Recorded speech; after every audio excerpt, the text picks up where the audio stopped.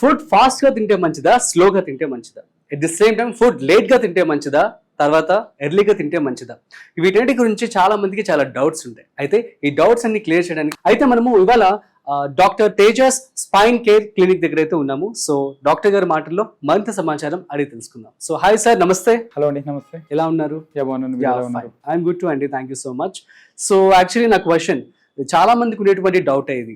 So food అనేది fast గా తింటే మంచిదా, స్లోగా తింటే మంచిదా? అంటే ఫాస్ట్ గా తింటే మంచిదా, స్లోగా తింటే మంచిదా అంటే దీనికి సైంటిఫిక్ రీజన్ ఉంది, నేను చెప్తాను మీకు. ప్లీజ్. చాలా మంది ఏంటంటే ఫుడ్ చాలా ఫాస్ట్ గా తినేస్తూ ఉంటారు. మామూలుగా ఏంటంటే ఒక 20 minutes టైం తీసుకొని తినడం అనేది మంచిది. ఎందుకు అంటే ఇప్పుడు మనకి మన తిన్న తర్వాత ఫుడ్ ఇక్కడ నుంచి మన స్టమక్ నుంచి బ్రెయిన్ కి సిగ్నల్స్ వెళ్ళడానికి ఒక 20 minutes పడుతుంది అనమాట. దీనికి సైంటిఫిక్ రీజన్ ఏంటంటే మనం ఫాస్ట్ గా ఫుడ్ తినేస్తే ఇక్కడ ఏమవుతుంది, ఈ సిగ్నల్స్ అనేది స్లోగా వెళ్తాయి. దానివల్ల ఏంటి, మనం ఎక్కువ ఫుడ్ తినేసే ఛాన్సెస్ ఉంటాయి. దానివల్ల ఏమవుతుంది, మనకి గట్ డిస్టర్బెన్సెస్, స్టమక్ బ్లోటింగ్ కానీ, కాన్స్టిపేషన్ ప్రాబ్లమ్స్ కానీ, అలానే ఈ మెటాబాలిక్ డిసీజెస్ కంటాం, అలానే గ్యాస్ట్రోఇంటెస్టైనల్ ఇష్యూస్, బ్లోటింగ్, డిస్పెప్సియా, ఇలాంటి ప్రాబ్లమ్స్ అంటే stomach related gastrointestinal related problems వచ్చే ఛాన్సెస్ చాలా వరకు ఉన్నాయి. మనకి వన్స్ స్టమక్ డిస్టర్బెన్స్ అవుతే ఈ మస్కులోస్కెలిటల్ లో ప్రాబ్లమ్స్ వచ్చే ఛాన్సెస్ కూడా ఉంటాయి అన్నమాట. ఎందుకంటే మనకి ఈ స్టమక్ అనేది పవర్ హౌస్ లాంటిది.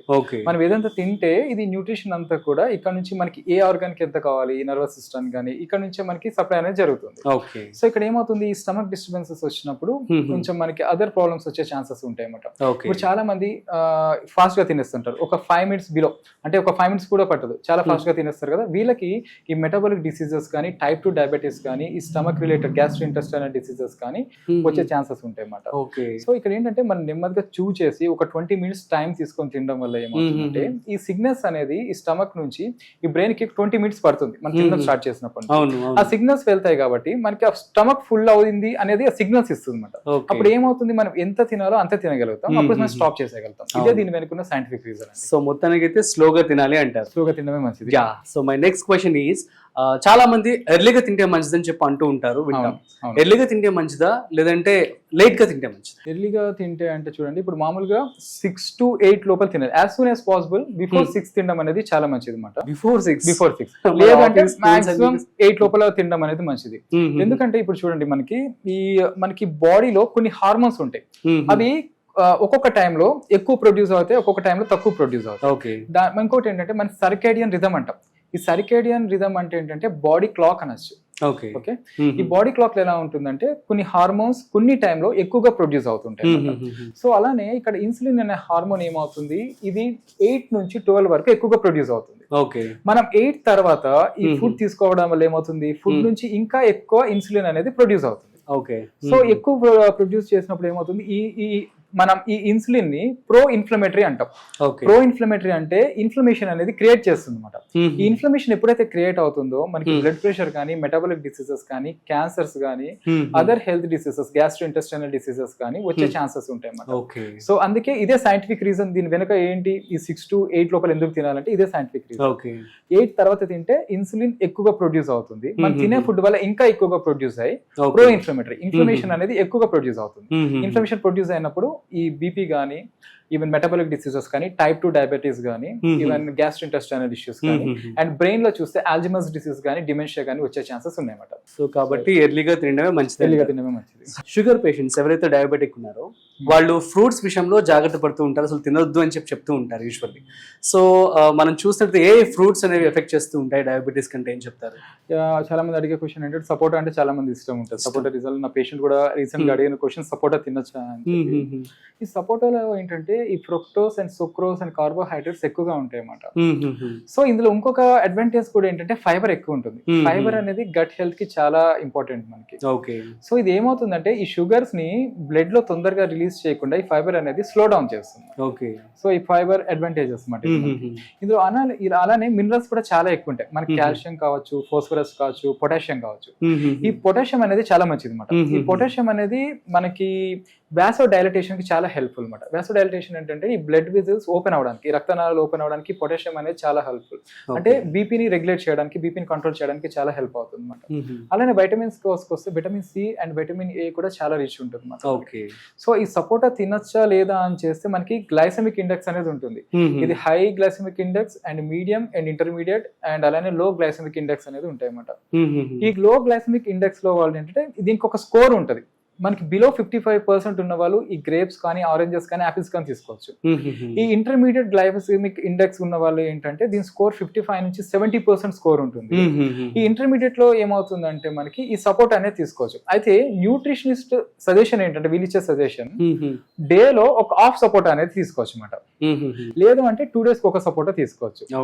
అలానే ఇప్పుడు చూడండి హై గ్లైసెమిక్ ఇండెక్స్ లో ఏంటంటే చాలా వరకు సమ్మర్ లో చాలా మంది వాటర్ మిలన్ తీసేసుకుంటారు, చాలా మంచిది కదా, డిహైడ్రేట్ కాదు. కాకపోతే ఈ వాటర్ మిలన్ ఏంటంటే తొందరగా అబ్జర్వ్ అయ్యే ఛాన్సెస్ ఉంటాయి మనకి. సో ఈ వాటర్ మిలన్ తీసుకునేటప్పుడు తొందరగా అంటే బ్లడ్ షుగర్ లెవెల్స్ ర్యాపిడ్ గా ఇంక్రీజ్ అవుతాయి ఈ వాటర్ మిలన్ తీసుకునేటప్పుడు. సో ఈ హై గ్లైసెమిక్ ఇండెక్స్ ఉన్న వాళ్ళు కొంచెం వాటర్ మిలన్ చూసి తీసుకోవడం అనేది మంచిది. సూపర్ అండి, thank you so much. And మరి నెక్స్ట్ ఎవరు పేషెంట్ మాకు పరిచయం చేయబోతుంది? ఇప్పుడు వచ్చే పేషెంట్ యాక్చువల్లీ నెక్ పెయిన్ అండి, సర్వికల్ స్పాండిలైటిస్ నుంచి లాస్ట్ 2-3 years నుంచి ప్రాబ్లమ్ ఫేస్ చేస్తున్నారు. వీళ్ళకి ఏంటంటే C5 C6 7 లో డిస్క్ బల్జెస్ వచ్చి ఫస్ట్ నెక్ మూవ్మెంట్స్ రిస్ట్రిక్ట్ అయినాయి. దాని తర్వాత రైట్ హ్యాండ్ లో రేడియేటింగ్ పెయిన్, నమ్నెస్ హెవీగా ఉండేది. తర్వాత అలానే లెఫ్ట్ హ్యాండ్ లో రేడియేట్ అయ్యి ఇవన్న నాకు పడుకోవాలన్నా కూడా ఈ పెయిన్ వల్ల స్లీప్ డిస్టర్బెన్స్ ఉంటుంది. ఫిజికల్ అండ్ మెంటల్లీ రెండు ఆమె డిస్టర్బ్ అయ్యారు అనమాట. సో వాళ్ళని మీకు ఇంట్రడ్యూస్ చేస్తాను. ఇప్పుడు 20 sessions అయిపోయినాయి, మోర్ దెన్ 90% బెటర్ గా ఉంది. ఇప్పుడు ఆమె ఇంట్లో వర్క్ అంతా కూడా చేసుకుంటుంది. ఇంతకు ముందు ఇంట్లో వర్క్ చేసుకోవాలన్నా కూడా ఇబ్బంది ఉండేది. సో ఇప్పుడు అదే పేషెంట్ మీకు నేను ఇంట్రడ్యూస్ చేస్తాను. Sure, let's start.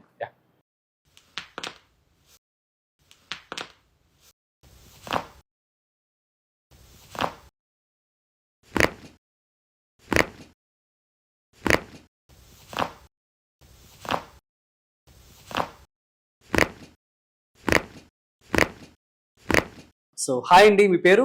Triveni. Okay, ఏం చేస్తూ ఉంటారు?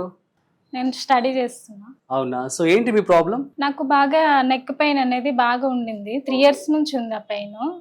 అండ్ అది బాగా నెగ్లెక్ట్ చేయడం వల్ల రైట్ హ్యాండ్కి వచ్చింది, దానివల్ల లెఫ్ట్ హ్యాండ్. ఇంట్లో పని చేసుకోవడానికి కూడా చాలా కష్టపడేదాన్ని. సో మరి ఇప్పుడు ఎలా ఉంది, ట్రీట్మెంట్ తీసుకున్నారా? ట్రీట్మెంట్ 25 days నుండి తీసుకున్నా.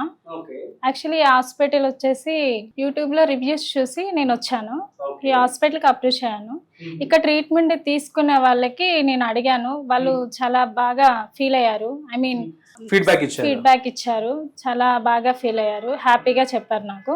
దానివల్ల నేను ట్రీట్మెంట్ తీసుకున్నా. 25 days అవుతుంది.